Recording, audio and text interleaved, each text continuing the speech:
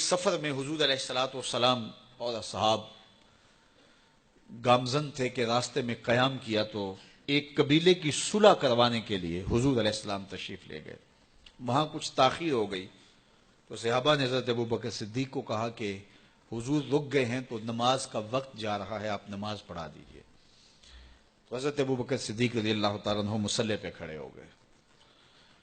اب نماز شروع ہوگی، ادھر سے حضور بھی فارغ ہو گئے تو آقا کریم تشریف لائے.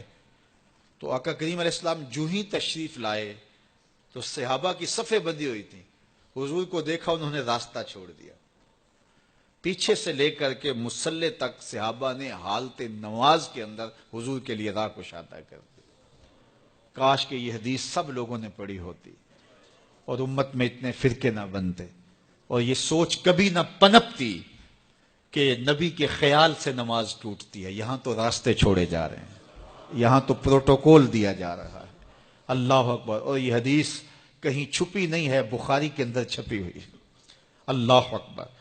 آقا کریم علیہ السلام تشریف لائے تو صحابہ نے راستہ چھوڑنا شروع کر دیا. نماز بھی چل رہی ہے اور حضور کا راستہ بھی چھوڑ رہے ہیں. بالکل حضرت ابوبکر صدیق کے پیچھے آ کے حضور کھڑے ہو گئے. ابو بکر لا یلتفت یمینا ولا یسارا، جب آپ نماز پڑھتے تھے تو نہ دائیں دیکھتے نہ بائیں دیکھتے، پوری توجہ انہماک ہوتا. وہ اپنی کیفیات کے جہان میں ڈوبے تھے اور حضور آ کے پیچھے کھڑے ہو گئے. صحابہ نے اپنے ہاتھوں کی پشت پہ ہاتھ مارنے شروع کر دیے.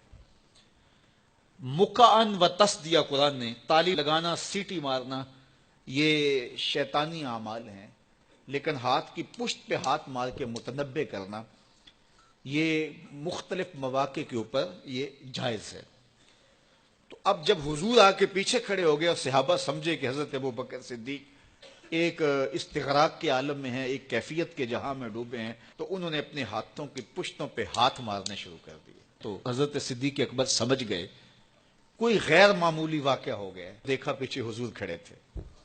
اللہ اکبر. تو حضرت صدیق اکبر مصلی سے سرک کے پیچھے آنے لگے تو آقا کریم نے اشارہ کیا رکو، نماز پڑھاؤ. سیدنا صدیق اکبر اس کے باوجود پیچھے آ گئے. کبھی ہوتا ہے حکم اور کبھی ادب آگے ہوتا ہے. اللہ اکبر. حضرت سیدنا علی المرتضیٰ رضی اللہ تعالی عنہ کو کہا نا حضور نے صلح حدیبیہ کے موقع پہ صلح نامہ لکھوایا جا چکا تو لکھا یہ محمد رسول اللہ اور قریش کی جانب سے ہے. تو عروہ نے کہا اگر محمد رسول اللہ مان لیں ہم تو پھر لڑائی کس چیز کی ہے؟ تو اس لیے محمد رسول اللہ نہیں، محمد بن عبداللہ لکھا جائے. تو وہ اس بات پہ بضد ہو گئے اور اگر ایسا نہیں ہوتا تو معاہدہ ٹوٹ رہا تھا. تو حضور نے حضرت علی المرتضیٰ سے کہا کہ چلو رسول اللہ کا لفظ مٹا دو. عرض کی میں تو نہیں مٹاؤں گا، میں تو نہیں مٹاؤں گا، یہ نام میں تو نہیں مٹا سکتا. پھر حضور نے خود مٹایا. اب یہاں حضور نے کہا ابو بکر رکو، لیکن حضرت ابو بکر نہیں رکے، پیچھے آ گئے. اور پھر حضور خیر مصلی پہ گئے، نماز ہوئی، سلام پھرا تو حضرت ابو بکر صدیق رضی اللہ تعالیٰ عنہ کو حضور نے کہا ابو بکر جب میں نے کہا تھا تم رکے رہو تو تم کیوں پیچھے آئے؟ تو سنو حضرت ابو بکر نے کیا جواب دیا رضی اللہ تعالیٰ عنہ. کروڑوں سلام، لاکھوں عقیدتوں اور نیاز مندیوں کے خراج ان کی چوکھٹ پہ.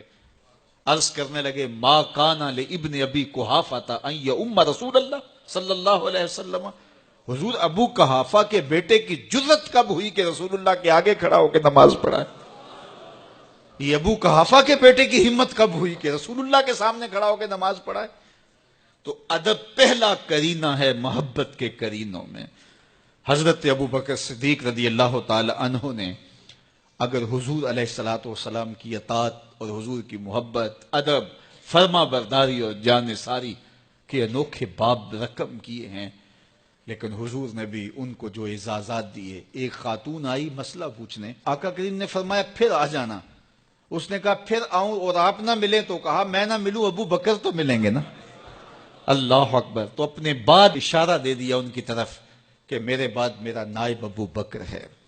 اللہ اکبر. عزتوں کی مسند اور عزتوں کی معراج اور عزتوں کے مقام پہ سیدنا صدیق اکبر رضی اللہ تعالی عنہ کو بٹھایا.